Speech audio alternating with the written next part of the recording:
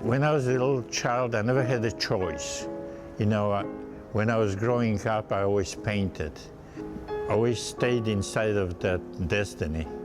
Being in the South allows me to paint what's really dearest to me. What interests me is that this is a human world, animated by human soul, human expectations, and only then I see that this is an inhabited place that I should be painting. Art is an amplification. You don't paint a flower, you paint the love of that flower, how that flower reaches a certain apotheotic ascension into utter beauty.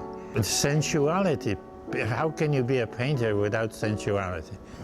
Painting has to be serious. I often paint with a certain wink, and there's a bit of humor in my paintings, but all in all, I think that the painting has to be serious.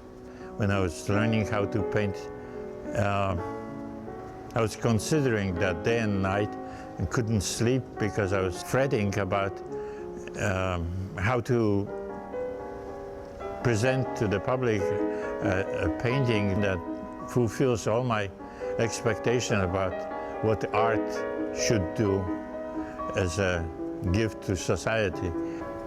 I was looking at old paintings, going through many museums, and I noticed that the paintings that had the most vivid color and the paintings that had the most incisive form were painted in egg tempera.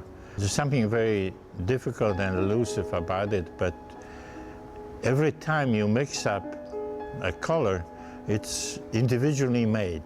It doesn't come from a tube. You have to, every morning, break an egg, make an egg tempera emulsion, and then you mix it up with pure pigments. It's a matter of a certain madness of dedication. I'm capable of it. I very purposely decided to use the discipline of painting for my passion toward the world, for also a kind of my way that I accept life. I'm not a comedian, I'm not a humorist, so it has to look at the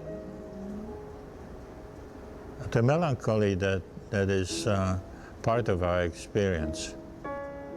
I am proud to say that that's what I'm attempting to do. I don't use symbols. I'm counting on a very direct conveyance of the content that doesn't need symbolic language to be understood. I want to tug at the heart of the viewer.